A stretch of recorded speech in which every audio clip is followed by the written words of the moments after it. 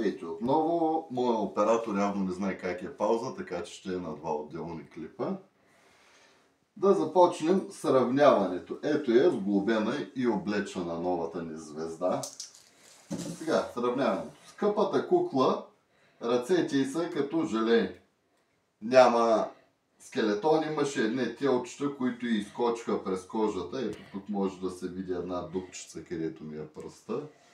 Тази има скелет и на пръстите. Специално поръчен като допълнителна екстра. Може да държи неща и да прави общо взето всичко с него. Така.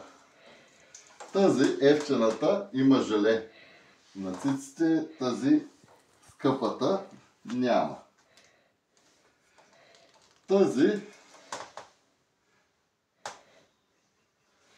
красавица има изкуствен интелект за говорене, който не можах да разбера точно как се включва.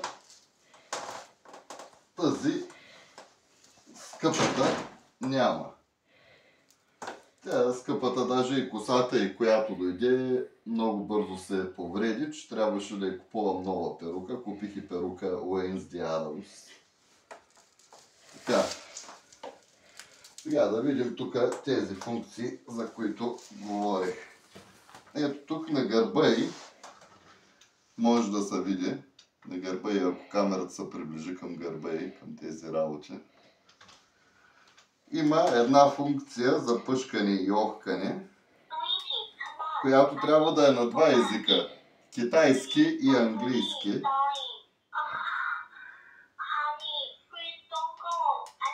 Отделно тук има изкуствен интелект,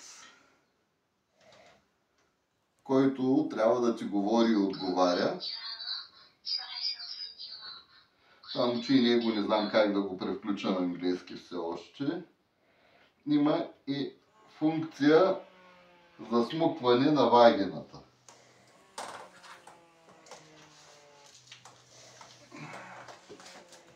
Ай.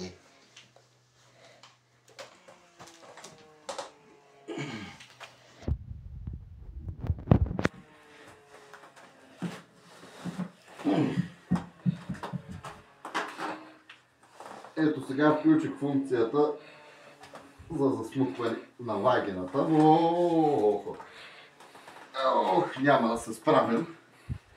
Самата е вагина засмуква каквото и вкарат. Край на видеото.